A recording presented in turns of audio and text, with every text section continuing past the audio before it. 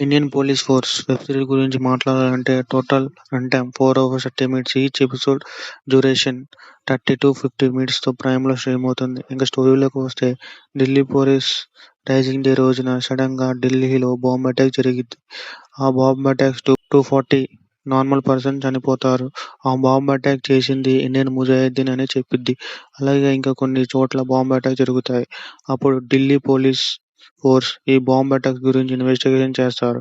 అసలు ఎవరు ఈ బాంబ్ అటాక్‌కి కారణం? ఈ బాంబ్ అటాక్‌కి టెర్రరిస్టులకే లేక ఇంకా ఎవరైనా చేశారని ఇన్వెస్టిగేషన్ చేస్తారు అనేదే స్టోరీ.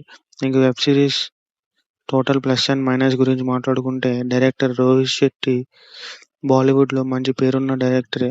అతను తీసిన 'సింఘం', 'సింఘం రిటర్న్స్', 'సింబా' వంటి మూవీస్‌తో బాలీవుడ్‌లో తనకంటూ సెపరేట్ మార్క్ క్రియేట్ చేసుకున్నాడు. ఇంకా మెయిన్ లీడ్ గురించి వస్తే సిద్ధార్థ్ మల్హోత్రా మరియు వివేక్ ఒబెరాయ్ ఇచ్చిన క్యారెక్టర్‌ని న్యాయం చేశారు.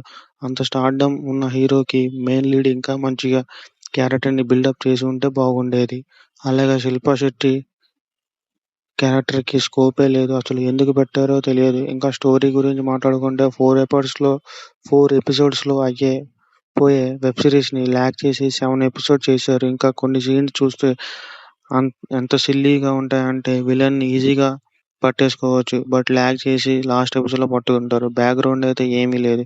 ఈ వెబ్ సిరీస్ అయితే ఒకసారి చూడొచ్చు. అది కూడా ఫార్వర్డ్ చేస్తూ.